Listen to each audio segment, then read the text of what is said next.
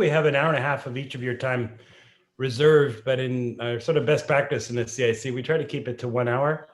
People's attention spans are a little bit lower when it comes to video conferences. And so I will actually try and wrap it up around 4 o'clock our time, which I guess is 10 o'clock in Berlin, so that we can get on to various things and bed in your case, Ambassador Dion.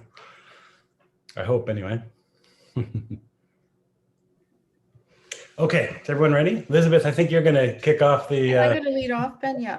Okay, here we go. 3, 2, 1. Via le Gluck, as I learned from Google Translate today. 3, 2, 1. Good afternoon to you all, and welcome to the session of the CIC National Capital Branch entitled The Transatlantic Relationship and Rethinking Its Prospects in the Post-COVID Era. My name is Elizabeth Kingston, and I am the president of the National Capital Branch of the CIC. I'm delighted to introduce to you our most distinguished panel to take up this topic. I'm also delighted that Ben Rowswell will act as moderator. Her Excellency Sabine Sparwasser has been the ambassador of Germany to Canada since 2017. Previously, she was posted to the EU mission in Brussels, as well as the German embassies in London and San Jose, Costa Rica. She also served as Consul General in Toronto. Before coming to Canada as ambassador in 2017, she was Assistant Deputy Minister for Africa, Asia, Latin America, Near and Middle East, and also Germany's Special Representative for Afghanistan and Pakistan. Welcome, Your Excellency. The Honorable Stéphane Dion is Canada's ambassador to Germany and special envoy to the European Union and Europe. Prior to his current appointment, Monsieur Dion was Canada's Minister of Foreign Affairs from November 2015 until January 2017. He was previously Minister of the Environment from 2004 to 2005, and in 2005 chaired the United Nations Conference on Climate Change.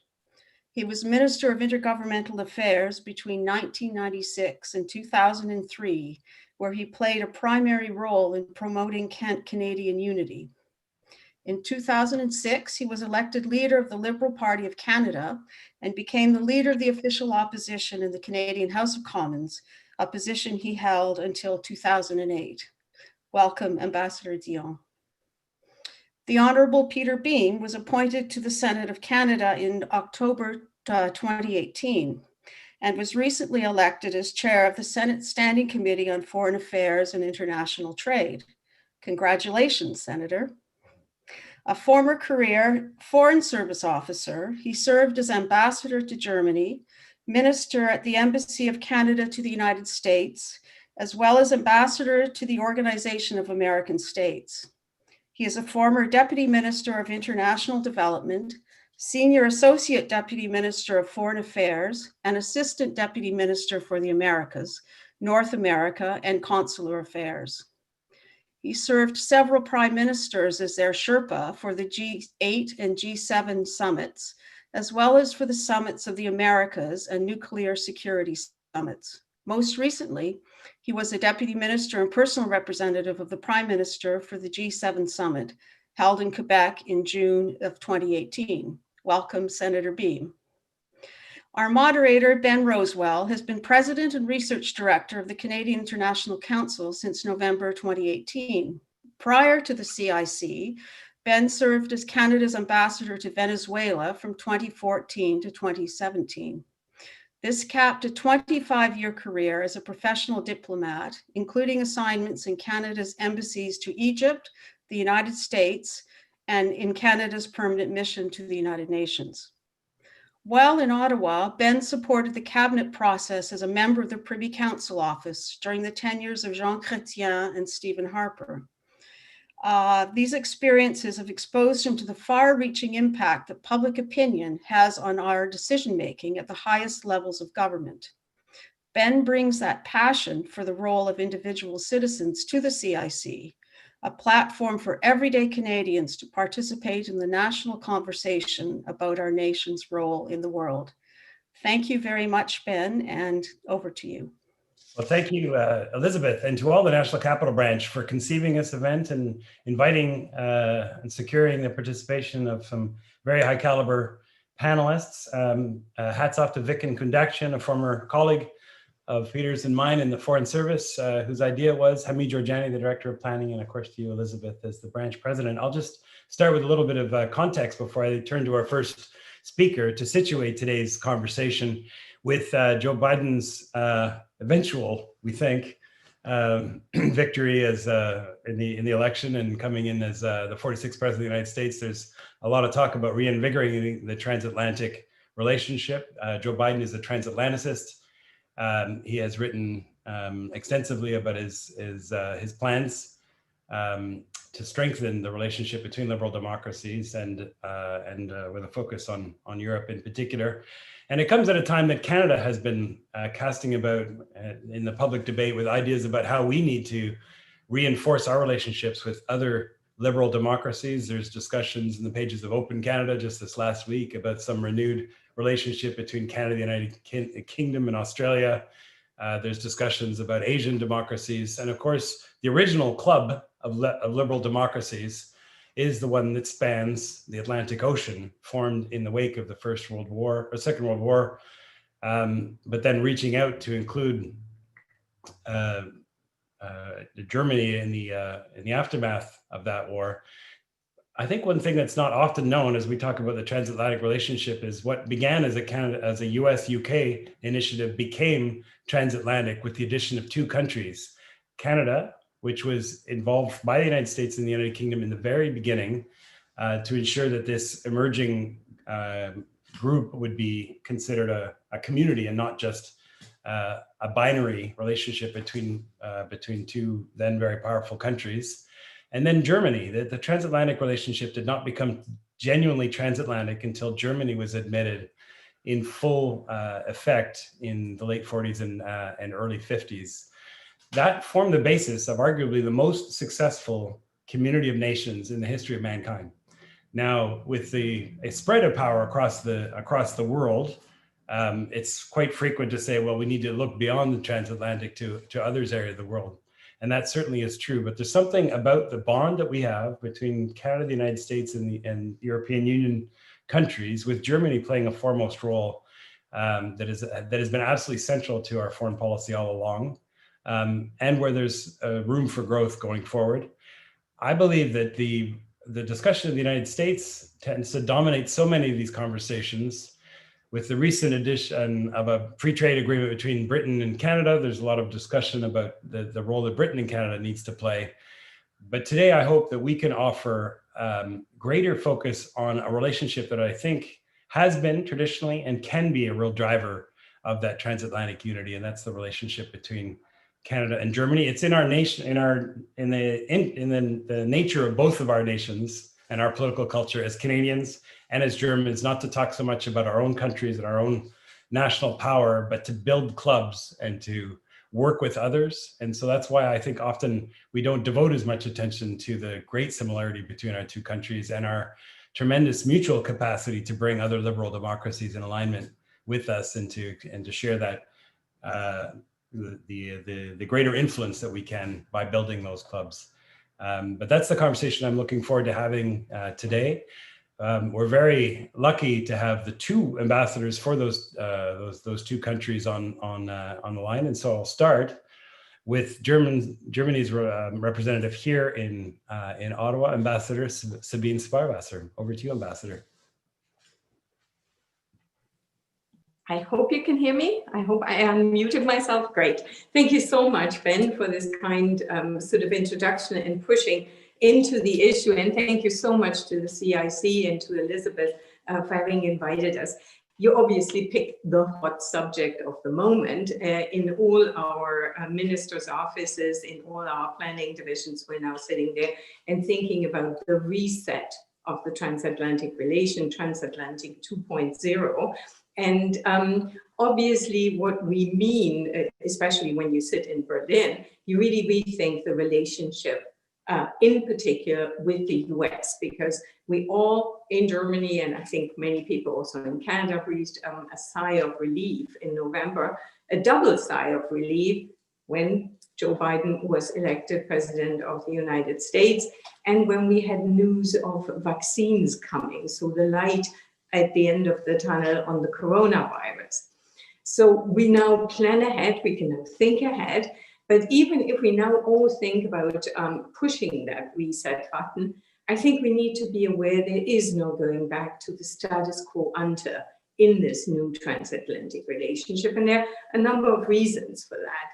One is we have to understand that the US behavior, the US withdrawal from global leadership was not just something that happened in the last 4 years, nor is the US pivot towards Asia something temporary. China's place in the new world order is a determining factor geostrategically. It's a determining factor also for our transatlantic relationship. And also, I think when you look at the transatlantic relationship, we have to be aware we can't go back, because we also have seen that still 70 million people have voted to continue the Trump administration and its agenda. So we need to build maybe differently, a transatlantic relationship that is differently. And we have to also be aware that President Biden will have maybe very little room for maneuver during his tenure because of a shrunken majority in the House and maybe no majority in the Senate. So still, having said there is no going back to the status quo ante, I would say there's a huge opportunity for Germany, for the EU, and for Canada, because in maybe 3 or 4 areas, because we will be aligned again.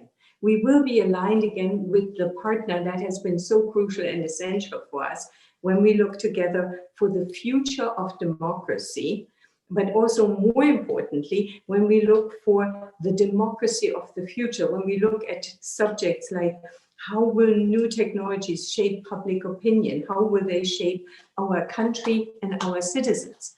Second reason why it's a huge opportunity, we will value each other as allies again. So we can emphasize together that the rule of law is not that might makes right. We can stop the erosion of the international order. And for Europe especially, we will have a US partner again who sees the European project as a united and positive vision, who does not actually try to undermine the European unity project. So we will be able, within this new transatlantic relationship, to work together so much more closely on the crucial subject. And if I say we, I mean the EU, Canada, and the US on a relationship, for example, with China, that respects our joint values and interests. Now, let me go. How should this new transatlantic vision 2.0 shape up? And I would argue that we need to do it very realistically on the one hand, and at the same time with a broader vision. I think one of the things I would argue for is, please, when we look at the new relationship that we're building, could we please not just focus on the US? Could we please focus on the EU, the individual countries, Canada, and not play in a way like children play soccer? The whole team runs after one ball and exhausts itself. It's much, much better if we play more strategically and actually appoint roles. We should have that kind of strategic vision. We should have a broader vision also when we look at including like-minded countries. In the last few years, we have seen that, and I'm quoting Chancellor Merkel, who, by the way, yesterday celebrated her 15 years as Chancellor. It's quite something. She famously said that the times where we could just rely on the US sind ein Stück weit vorüber, are somewhat over. So we will need to build up more sovereignty. We will need to build up more autonomy. We have seen through the pandemic that dependencies on just one partner are really what we should not allow our countries to have. This has been not good for any of us. So the new buzzword in the EU, but also in Germany, is strategic autonomy or strategic sovereignty.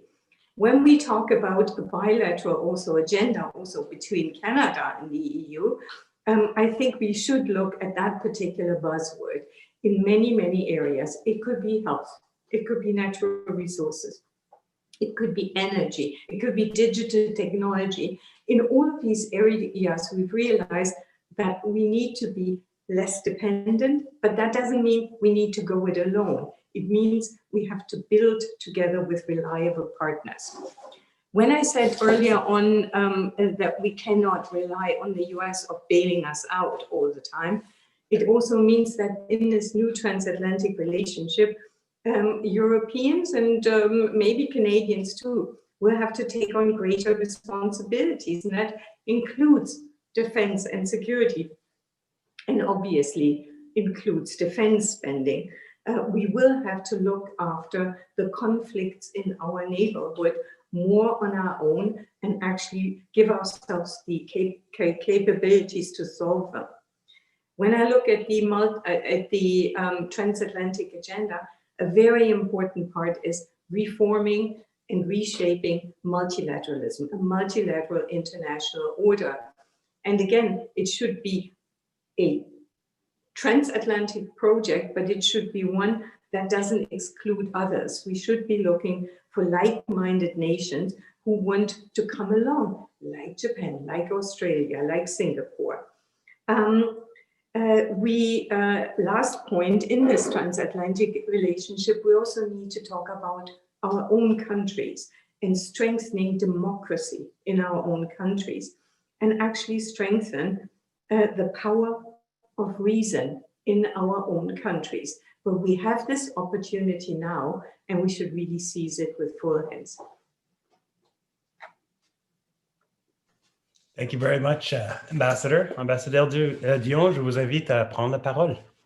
Merci beaucoup. Thank you so much, Mr. Rowswell, dear Ben, and Madame Kingston, Elizabeth. And it's a great pleasure to be with Sabine and Peter and all of you. We'll say a few words in French at the beginning. La présentation va être, la discussion se passe en anglais, mais j'ai écrit mes remarques d'introduction. Je les ai écrites en anglais et en français. Donc, si vous souhaitez avoir la version française, ça me fera plaisir de vous la faire parvenir. Ça me ferait très plaisir. Since I agree with what Sabine said, I will not have to repeat her very valid points. I would like to say first that the title is The Transatlantic Relationship and Rethinking Its Prospects in the Post-COVID Era. Post-COVID era. Oh, we want to be there. The point, though, is I don't know when we will be there, but I know that we'll be there quicker if we work together and if we build our multilateralism. Because if we give in to harmful protectionism and national selfishness, it will be even more painful than it is already. And this brings us a bit to the situation with the new US administration coming in a couple of months. I think it's not the only role that Canada has to play, but the key role that Canada has to play in the world is to try to convince our American friends to use their necessary, irreplaceable leadership toward multilateralism instead of unilateralism. And you may count on Prime Minister Trudeau and Minister Champagne and all the ministers to work with their counterparts in the US to try to have this drive toward multilateralism from the new administration. And in this sense, Canada has a big role to play in the coming months and years. We are a country of the Americas, close to the US, their biggest economic partner, trade partner. But we are also the most European of non-European countries, strong acquaintance with Europe, and we strengthened our acquaintance with the Pacific in the last years. So we have a duty to be sure that the leadership of the US will be as multilateral as possible.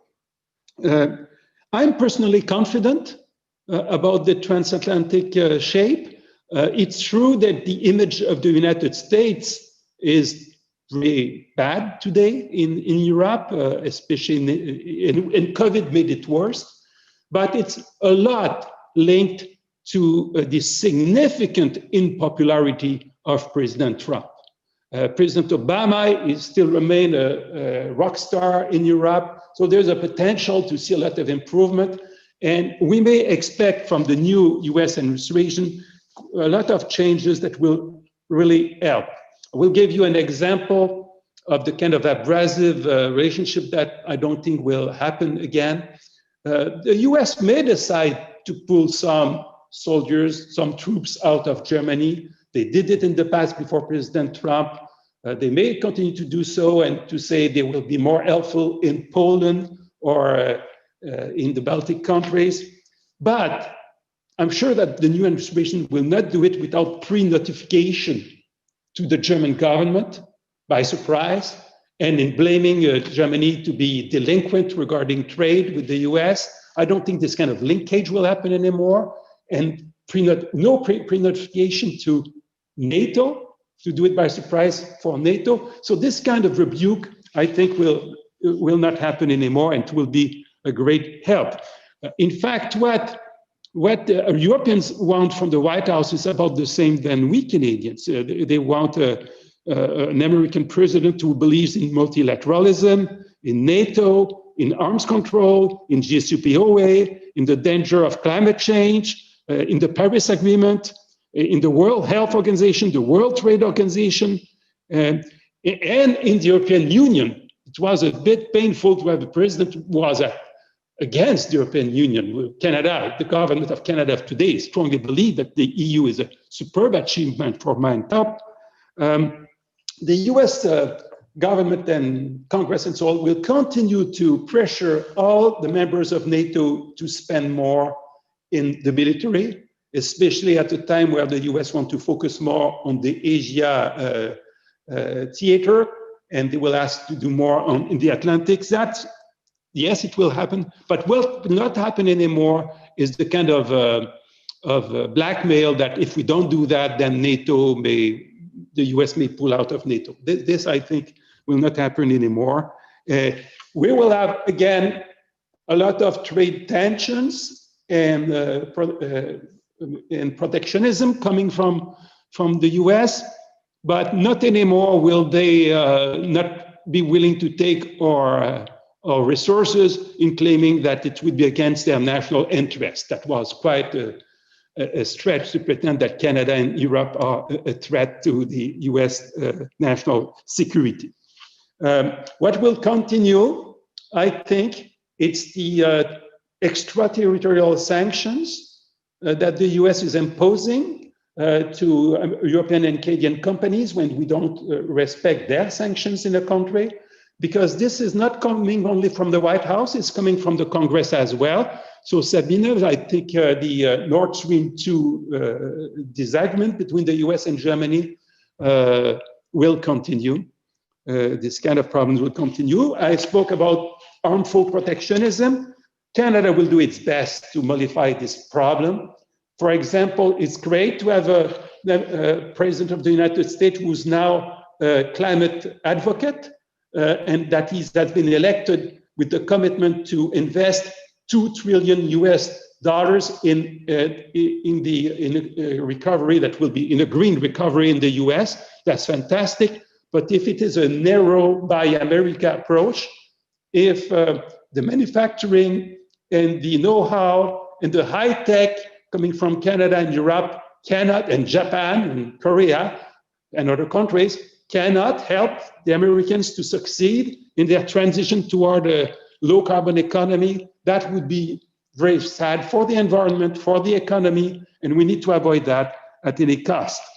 About China, just a point about China, I think it's important to convince our US friends that we need their leadership to assemble together democracies, to have a counterweight facing China.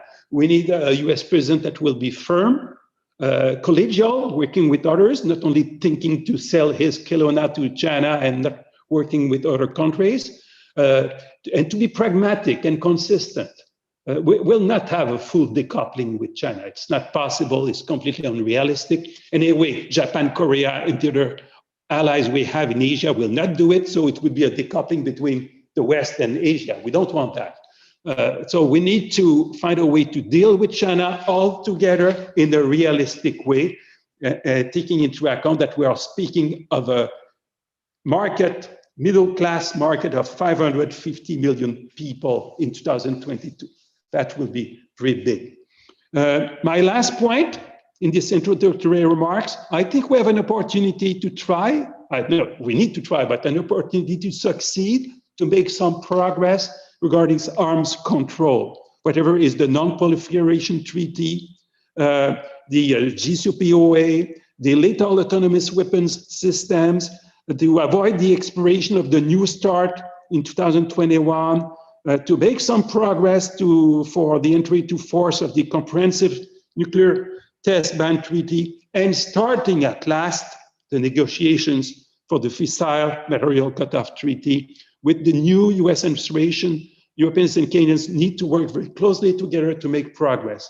So Ben, this is where I see the continuity and the changes and the opportunities for all of us. Thank you very much. Let me turn to Senator Boehm in Ottawa. Thank you very much, Ben, and thank you to the Canadian International Council for the invitation. The advantage of going third, of course, is that the two ambassadors have really covered the ground well, and I agree with what they've said. Nonetheless, I'd like to make a few observations, and I think we still don't know what the overarching implications of this pandemic are. What they will be.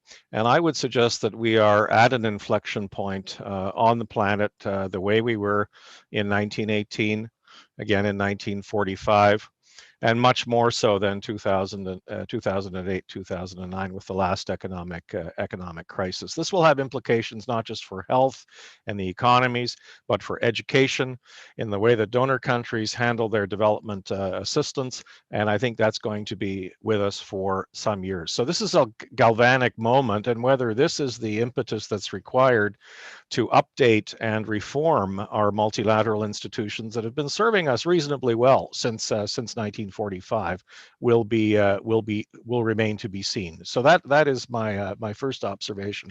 The second is that we are looking at changing global power structures, and I think with the election of President of Joe Biden. The U.S. is probably going to go to a bit of an introspective phase, simply because of the great divisions that Sabine Sparwasser mentioned at the beginning, and there might be some hesitancy in geostrategic terms, and maybe some modified isolationism. And Ambassador Dion touched on that when he said that Canadian industry and enterprises all over the world might find that Buy American is going to impact what they're doing and what their bottom line is. So the U.S. has to be, I think, convinced a little bit more that getting back into the multilateral swing of things, and I'm thinking particularly the WTO, is important.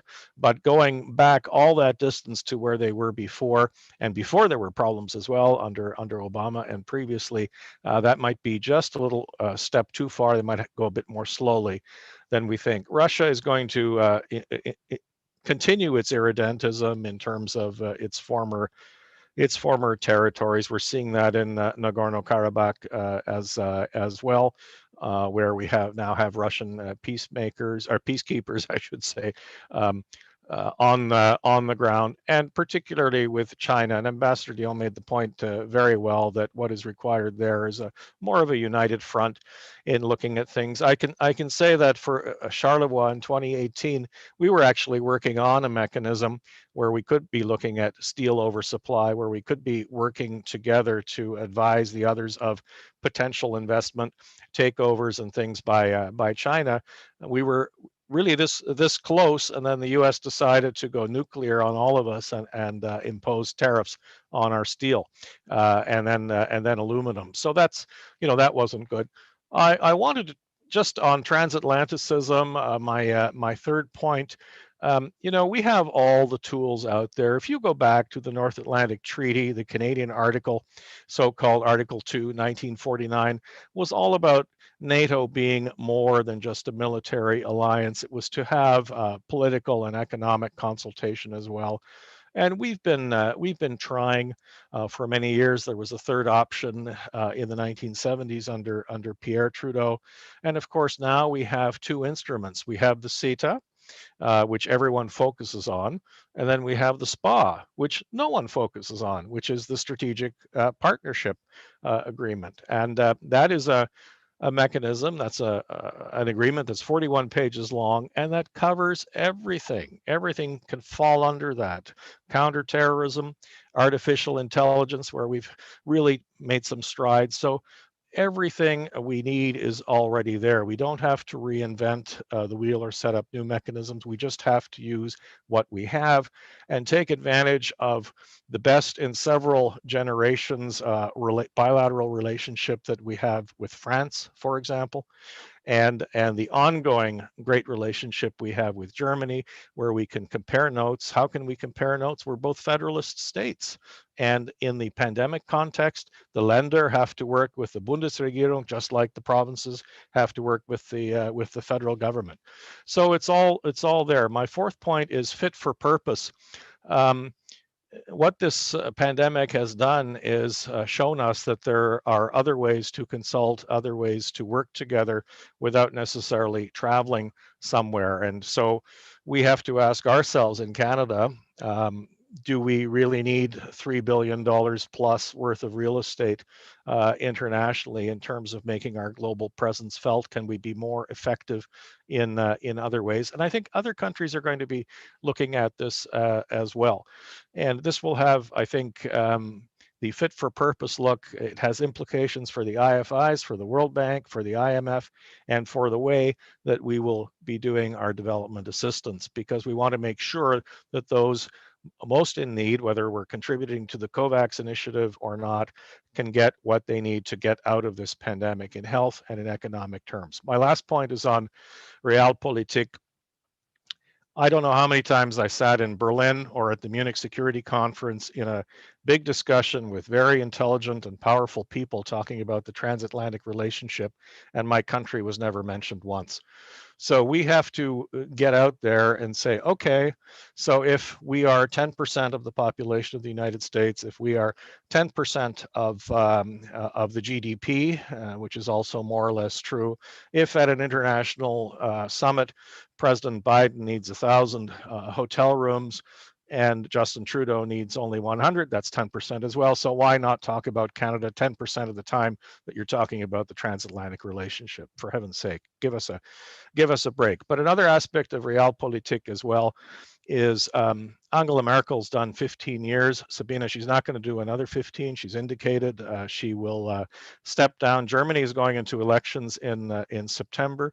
We in Canada are in a minority government situation that narrows the focus a lot. There are other things that we can do. We have all kinds of good relationships at ministerial level, as Ambassador Dion will recall. And we can do this in the context of the Strategic Partnership Agreement, but there is a lot we have to do to push. That includes parliamentary diplomacy.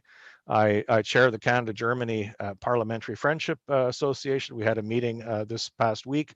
It went very well. We're going to do more and more of that. So I think if we look at the realpolitik, bringing along the US will be important. Brexit is a factor. As we do more with the UK outside of the EU, the UK has already said they want to look across other oceans. That means that Australia and New Zealand beckon. And as Sabine said, there's Singapore, there's South Korea. There are others where we can have like-mindedness that is a little bit larger, but with that nexus of the transatlantic relationship still there. I'll stop there. Thank you very much, Senator. So my initial observations just on hearing the three presentations that each of you have made, there are actually some points of disagreement, mostly agreement, but a little bit of a disagreement on the degree to which we can expect there to be change with the advent of a Biden administration. But I'm also quite taken by Ambassador Sparwasser's metaphor of all the countries reacting to the United States being akin to a group of kindergarten kids all chasing the ball and not sticking to their positions and not looking potentially, if I can draw the metaphor out, not looking to the larger advantages of approaching things strategically so that you can actually win the soccer match or the football match.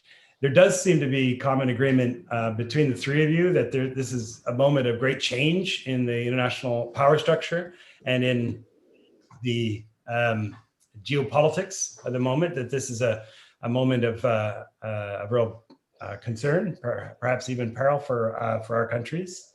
And the transatlantic relationship has traditionally been an instrument for Canada to play and to exercise some influence at that broader geostrategic role. That may be lost, certainly much diminished. We take Senator Boehm's observation that Canada is almost never mentioned in these conversations on the transatlantic relationship when they happen outside of Canada's soil. And I suppose the question I'd like to turn to all three of you for would be what would be necessary to change that? What would Canada need to do in order to get more notice within the transatlantic relationship, help work with our transatlantic allies, not just Washington, not just London, not just Paris, but with Berlin, with Brussels, and this tremendous community of liberal democracies. They're not the only liberal democracies in the world, but boy, are they ever important ones. If we did want to have that greater influence in the shape of the international power structure that's emerging right now. I might start with Ambassador Dion, if I may. Ambassador Sparwasser has identified a emerging German agenda for Transatlantic 2.0. There's been quite a lot of thinking within Berlin about what it wants to get out of the relationship, and not just with the United States, but more broadly with Canada and others. I'd like to ask Ambassador Dion if there's a similar or reciprocal agenda that Canada brings to this moment of new opportunity in the transatlantic relationship after years and years of Canada focusing more on Asia or on the Americas, 4 years in which the United States has not been a productive player. We now have a moment to potentially reset that. Is there a Transatlantic 2.0 agenda coming out of Ottawa that Canada is bringing to these conversations with the new President Biden, with the new Chancellor who will take over from Merkel at some point to come?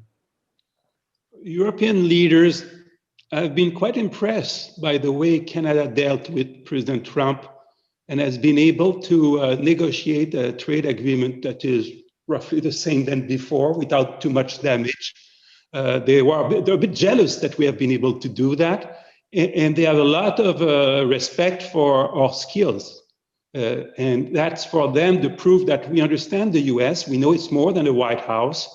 It's a Congress, it's governors, it's academia, business community, students, people-to-people relationships.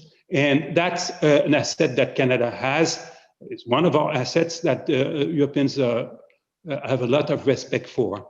The point I would like to make is the big issue once you will be able to handle COVID, and I agree with Peter that it's not done at all, and we don't know how it will be done, but the big issue will be to restore our relationship with the planet. And Canada, about clean tech technologies, is fourth in the world in the ranking, international ranking. We have a lot to offer for hydrogen, for carbon storage, and so on and so on. We have a lot to offer, and to have then concrete partnerships, not only talks and exchanging notes, something that we diplomats we like to do, but at the end of the day, you need to have results and concrete interactions with the US, with Europe, with Japan and Korea, and with the world. And Canada then will have a lot on its plate in the coming, I made add, but you see how much I think, for our European friends to deal with a more reliable president will be something they will enjoy a lot. But I know that they will not forget to phone Ottawa and to work with the excellent ambassador they have in Ottawa with Sabine. I don't think we will be toast in that. We'll be at the core of the debates. The Prime Minister is very determined to make sure that it is how it will happen. I might now turn to, thank you very much for your answer, Ambassador Dion. I might turn to Ambassador Sparwasser as the only non-Canadian in the conversation today, to give us a sense of what Germans or others would look to for signals that Canada is really interested in the transatlantic relationship, of the many things that we could focus our attention on in the international arena. And we're going to be one of those kindergarten kids focused on the ball in Washington, given the centrality of the US relationship. What might Berlin be looking to from Canada for a sign that we are really focused on the transatlantic relationship itself and on and Germany? And then I might ask the same question to Senator Boehm afterwards, but I would ask both of you to unmute. I'm unmuted, so thank you. I wanted to go back to the point that Peter made so rightly. This Canada is not mentioned enough. I think that was true. In the last few years, though, I think that attention in Germany has shifted and Canada has been mentioned more. Canada was one of the founding countries of the Initiative for Alliance for Multilateralism.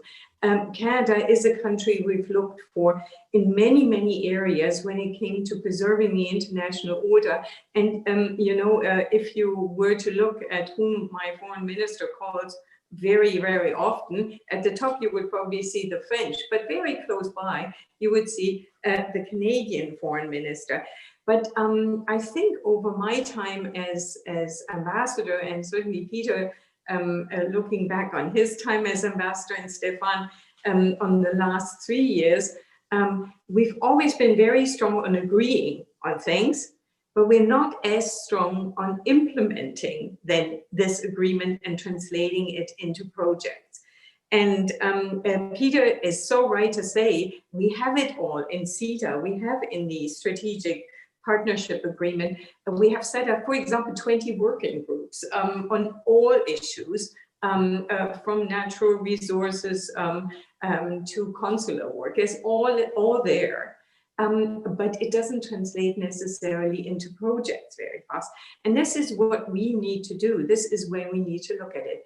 We are at a historic transition, not just because of COVID, not just because of China and its sort of geostrategic shifting weight.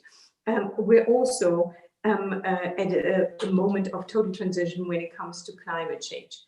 We have now, after COVID, we're in deep recession. All of our countries are in deep recession.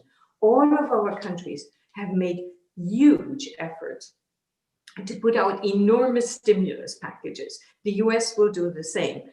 The EU has put out a stimulus package of 1.8 trillion euros. That is a number with 18 zeros at the end. That's a very, very significant historic stimulus package. And in that stimulus package, we have a lot of measures to create wealth, to help families, etc., and to help regions. But there's 1/3 of this huge amount of money that's invested into catching up on modern technologies, on things like quantum computing, on new forms of energy, on green issues. And we are putting massive, massive, massive amounts of money in it. Now, we are absolutely compatible partners. Canada, the US, and the EU, we're very, very compatible partners on working on this together and on making this big jump into not CO2 producing, CO2 neutral economies, but at the same time renovating our economies by basically buying into the new technologies, but also limit what those technologies are allowed to do to our societies. And I think that this is where enormous projects of interest are in it, in particular also in the bilateral relationship. And Stéphane has rightly mentioned the one we're all working on right now. Hydrogen is a classic case. It's a classic case. Canada has all the makings of a really important hydrogen power. Germany has decided to import hydrogen, in a major way. Germany is putting 9 billion euros into developing this. We are the most attractive partner and market in this right now. We are lobbying for Canada to become our one of our preferred partners in this endeavor. That's just one particular issue. Senator, a response?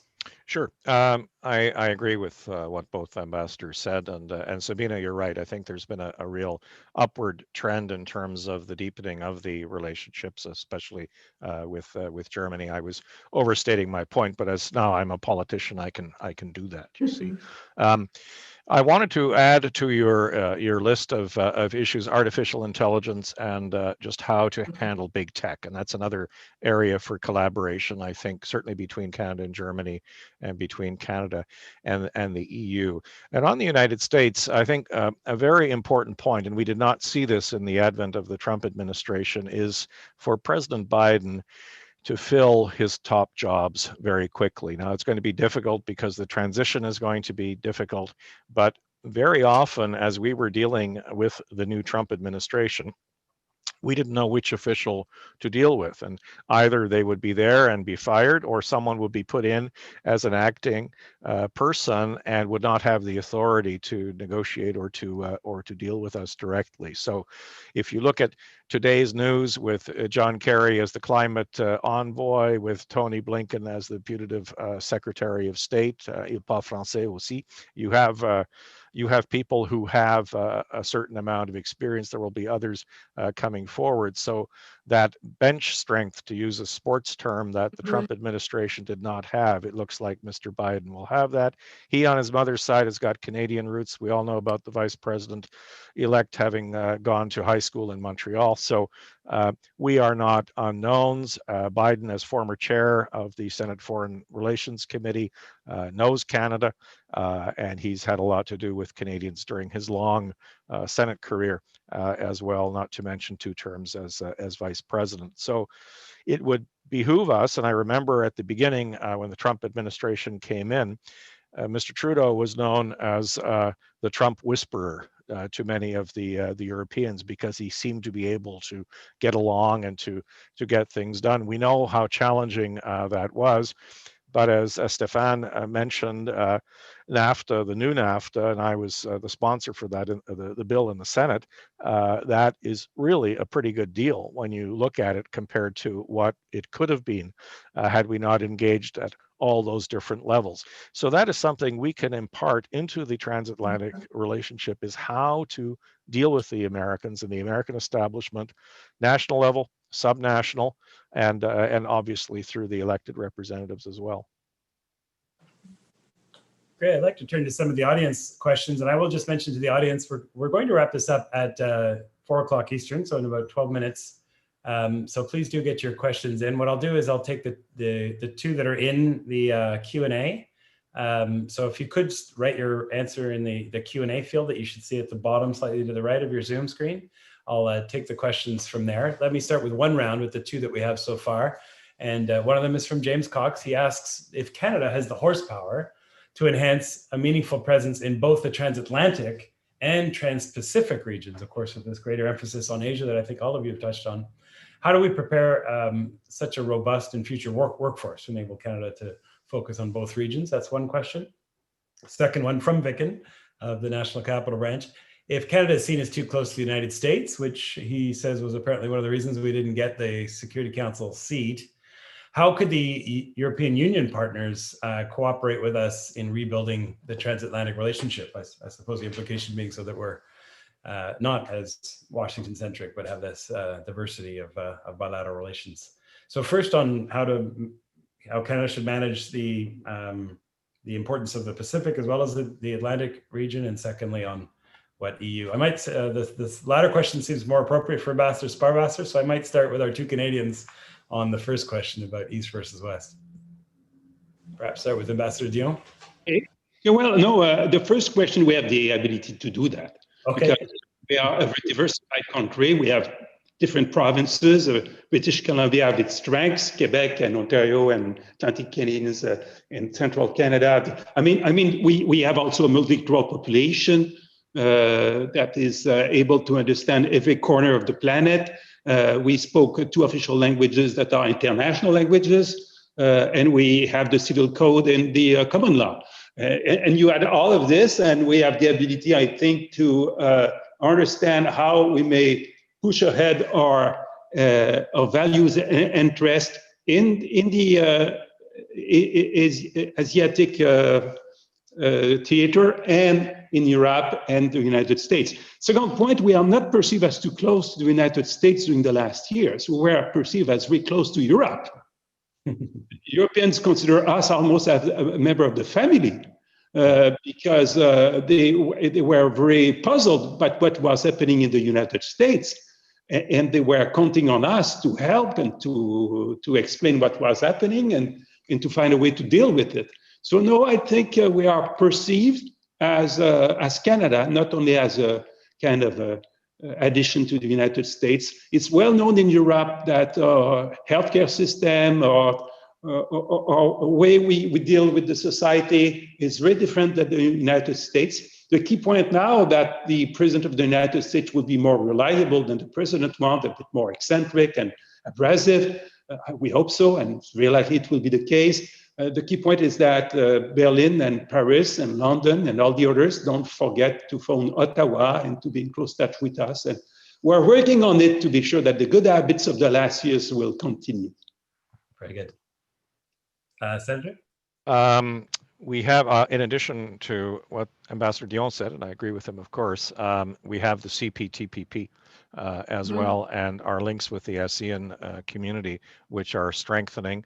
Some of those have important diaspora roots in Canada, when I think of Vietnam in particular, in that context. So there's a lot I think we can do on the Asia Pacific side. I think we are well represented there. We have a good network of missions and increasing amounts of dialogue. And I recall when Stéphane was the minister, he went down to the South Pacific, the Island Forum. I did that last year, pushing for the Security Council, and I was surprised and gratified by the attention that we received. We also got votes. Where we didn't get the votes from was from Europe. So, and that's partially because we're in the Western European and other group. Ben, you'll be happy to realize that 20 years ago, I argued that we should be in the Latin American and Caribbean group, the GRULAC, and I was laughed at, and might even still be laughed at today. I don't know. But there are a lot of reasons why the Security Council bid didn't work. But I would point out that in the Strategic Partnership Agreement, there's a small little section in there that says that we will coordinate our candidacies and work together in multilateral institutions in the collective sort of approach. I don't think it happened in the 2020 election to the Security Council, but maybe next time. And Ambassador Sparwasser, particularly the question about what Canada might do to increase its profile with the European Union countries. I think Canada has a very strong profile, and I would like to pick up a few points made by Peter and Stéphane. One, Canada does have a very strong profile as a trading nation, international trading nation, and it is it's something that's outstanding. We've seen it also now recently in the sort of with the Brexit negotiation. Canada brings for Europeans as much, I think, as for other nations, real expertise in negotiating trade agreements to the table, and that's a very interesting point for the EU as much as for others. It also has developed into quite a hub. And Peter mentioned the CPTPP. You are now part, you are probably the most interconnected country. You have the North American space, you have the European space with CETA, you have the CPTPP. So that is certainly a very important point. Canada also brings its diversity, I think, to the table, and that is a very interesting and attractive point to discuss within the EU or also with other countries. And when Stéphane said that Canada is very popular in Europe, he's so right. I mean, I only half in joke made the point at the last ambassadors conference that we had in Berlin virtually, that Canada should be an EMU member. You know, there's a space opening up, and Canada would be absolutely perfect, fitting in values, fitting in contributions. It would be perfect. So I think the issue is not that we're not very interested in each other. The issue that I see is more that we're all so busy with the crisis of the moment, and now with the transition in the US, we need to focus on each other more. Very good. We have one other round of questions here. We've gotten quite a few, and unfortunately I won't be able to ask all of them, but I'll do it again in a round. And then just as a heads up to our three speakers, when we're done, I'll just ask for a sort of 30-second closing statement of what final message you'd like to leave with the audience. But let's go with this final round of questions from the audience. An intriguing one from Diego Osorio, who I think is joining us from the Netherlands today, so also up late.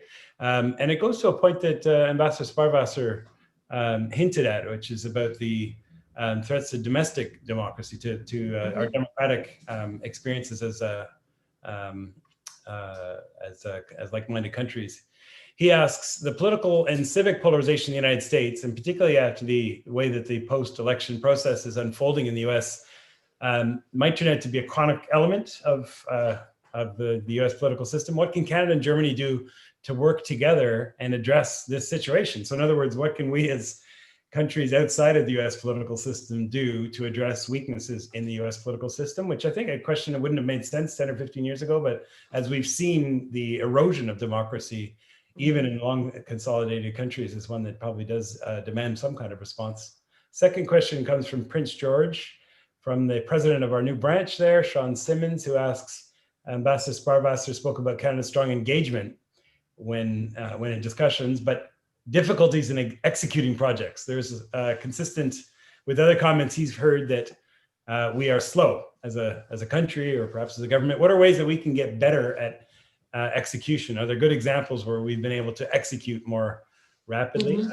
Final question from Kokulan Mahendaran. I hope I'm pronouncing your name right. You've got a fascinating question. What is the hesitancy of liberal allies to support each other against political assaults from illiberal countries, say, about the practical relevance of such high-level alliances? So, for example, the lack of support that Canada received when its allies, from its allies, when Canada spoke out against human rights abuses in Saudi Arabia, and then consequently faced sanctions from Saudi Arabia, or the lack of support that Australia is receiving right now from allies after speaking out against certain actions of China. So those three quite different, quite intriguing questions. One of them was specifically oriented towards Ambassador Sparwasser, so I might start with her this time. A good example for execution, fast execution. Well, that's very easy to find. You just look at our countries and the COVID crisis. We were able to mobilize incredible amounts of money, of action. I think we all have seen it can be done when we need to do it. When we're under sort of in an existential need, we have been able to muster enormous energy. And so I find in many ways, we have no excuses anymore. We've shown what can be done. And for example, when it comes to climate change and fighting climate change, this has raised the level of expectation that we're facing. So that would be the one point. On the support for Canada being critical, or Australia being critical on China, I think we've been steadfast on, for example, the case of the two Michaels. I think Germany and the EU, by the way, has been absolutely adamant on the fact that this is against international law, and what China is doing is actually very frightening to all of its partners. And what happens to the Canadians in China, those two Canadians in China, is something that we see could well happen to all of our citizens. And so we take a very strong stand. Thank you very much. Ambassador Dion? Yes, I think we may sum up the questions in saying, what do we do about polarization at home? And what do we do about non-democratic regimes outside? Well, polarization is not only President Trump, it's beyond him. The polarization we see, it's a fragmentation of politics, I think, coming both in Europe and in North America and elsewhere, coming from two phenomena. The first one is the rise of the environment and climate change, especially in the ballot box. People vote about that. Some vote because they want more policies to protect our relationship with the planet, and others because they are concerned about the cost and what that means for their job and for the bill they pay for electricity. So you have a polarization, and this polarization is often concentrated in regions in a country. It's not only in Canada that it's happening, and it's dislocating a lot of the traditional party systems everywhere in Europe and in North America as well. The second reason why we have this polarization and this fragmentation of politics is identity politics. Populations are aging and they are concerned about their status. Many do not understand the world that is creating with more diversity, ethnic and religious diversity. They have difficulty to cope with that. And if a politician is telling them, we'll build a wall to protect the world, you know, this wall will be only an abstraction, but they may vote for this kind of political appeal. And it's playing everywhere. And even in India, it's not only white Christian populations that are reacting like that. And this is also dislocating the party system in Italy, in France, in Germany, you have this kind of party as well. And in Canada, we know we are not immune. So that's two problems we need to be well aware of, and I will have a lot more to say about how to deal with all these non-democratic regimes, and we trade with them. It's not like the USSR that was not part of the economic system, but to their own choosing. They were cut with us from the economy and so on, while China is a big trade partner. But it's not a democracy, and the way they behave is something we cannot agree with. So how to deal with that, I think it will always be a debate. And when I was a minister, I've been blamed because I did not blame the Minister of Foreign Affairs of China. That's been arched in a question to a Canadian journalist. People wanted me to blame him publicly. I spoke to him very, very directly in private. And you know why? Because we had a Canadian in jail in China. And this minister has been instrumental with me to free Mr. Garrett from where he was in China. So I had that in mind. It's not only to criticize and to yell and to speak out and you need also to have some goals and to focus on these goals and to try to make progress in this world that is not very nice and very ugly often. Very good. And Senator Beam. Mindful of the time, Ben, I'm just going to focus on one element of those three very interesting questions, and my fellow panelists have really responded well on all in my view. And this is on populism. When I mentioned that the German and the Canadian parliamentarians got together, our next discussion is going to be on populism, and that suggestion came from the German side. And when I was sitting in Berlin in Stéphane's job, the Pirate Party was on the ascendant and had captured seats and voting percentages. They're gone now. And as I was leaving, Pegida was rising in eastern Germany, and then the Alternative für Deutschland. So there are various movements here. We've seen in Canada that Maxime Bernier's party didn't do very well. And probably won't, but that doesn't mean that there are fringes in the established political parties who have certain views. We've not had an opportunity in this conversation to talk about social media and its impact, but it's a concern, I think, for all political parties and the way some are disintegrating, as Stéphane Dion just mentioned, or are changing, and that affects really the information that is out there, whether you want to stick to the status quo or to a status quo you understand belongs to 30 and 40 years ago.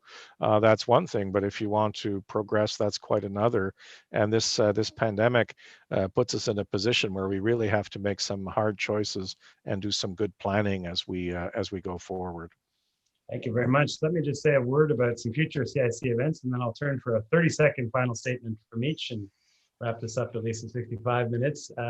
We look forward to launching quite an extensive research program to explore some of these issues further in the year to come. We think there's tremendous potential for the transatlantic relationship as an instrument for Canada and like-minded countries to try and rebuild international order or shape a new international order. It's an opportunity we don't come across very often. And so the CIC will be working with partners to flesh out an agenda and driven very much by what could start with the bilateral relationship between Ottawa and Berlin. And so I invite anyone who's interested in the issues that we've talked to today to reach out either to the National Capital Branch or directly to us in the national office at info@thecic.org if you'd like to be part of that research project.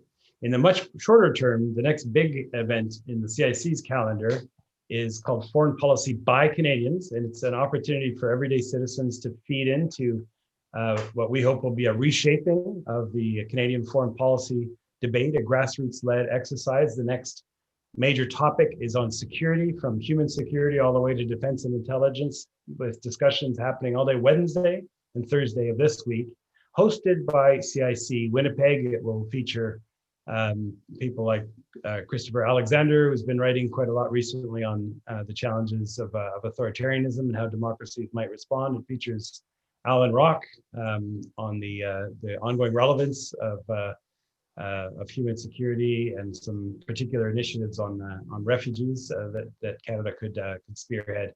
I invite all of you to look to CIC Winnipeg's events on November 25th and 26th for that. And with that, perhaps I'll go in exactly the same order as I did at the outset of this event and ask Ambassador Sparwasser for the final message she'd like to leave with this Canadian audience she has before her today.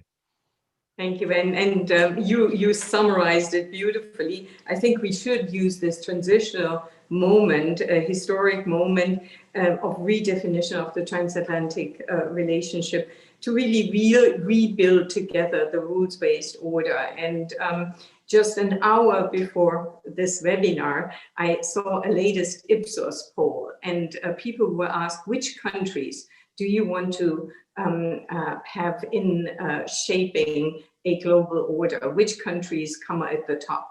So 81% of people said Canada, and 78 in number, sort of in the second spot, was Germany. So I think our two countries have their job cut out. Okay. It speaks volumes. Almost a tie. Ambassador Dion, à vous la parole. Okay, how many seconds we have? Because I have a lot to say. Ideally 30. Okay. No, it's true what Sabine said. It's not the first time I see that Canada and Germany are on the podium when the people of this planet is asking to themselves where I would like to live if I had the choice. So we have a responsibility, and one of the responsibility we have, I think, is to help the countries in need. I want to say to Canada, to Canadians, that Germany come with a new strategy for their international aid approach, and it is to focus on fragile democracies, democracies under pressure. Recently, I had an opportunity to speak at a panel about Lebanon and Tunisia. Tunisia, for example, is the only country of the Arab Spring where the Arab Spring is still alive. We need to focus on these kind of countries. We need to work with the US and Europeans and to look at the map of the world and how can we focus with good strategies. Canada is focusing on women, and that's the best way to help for the development of a country and the democratization of a country is to focus on women. Water will become more and more a terrible stress for this planet. Fresh water, I think, is the issue of the century, even more than climate change. So now that the President of the United States wants to work with us fully, I think we should coordinate our approach between ourselves, developed countries, but also with all the countries of the planet. Very good. And the final word to the newly minted chair of the Senate Standing Committee on Foreign Affairs and International Trade. Thank you. It's been a pleasure to participate in this. I think a couple things. First of all, as I said at the beginning, we are at an inflection point, and we don't know how long this will take to overcome COVID, to refresh the economies, to promote education and to development. And I was encouraged to hear what Stéphane Dion just said about the German focus on international development assistance. The second point I would make is let us not expect too much from the Americans in the shorter term as they transition. I think that might take a little bit longer, and we are not going back to any status quo. So what this will require moving forward is a political will, a lot of conversations, a lot of collaboration, and there are no two countries that are better placed than Germany and Canada to undertake this, to look at our multilateral system. Thanks. With that, thanks again to the National Capital Branch of the CIC. Hope to see some of you online for the CIC Winnipeg event on Wednesday and in the many events to come. Have a good day. Talk to you later.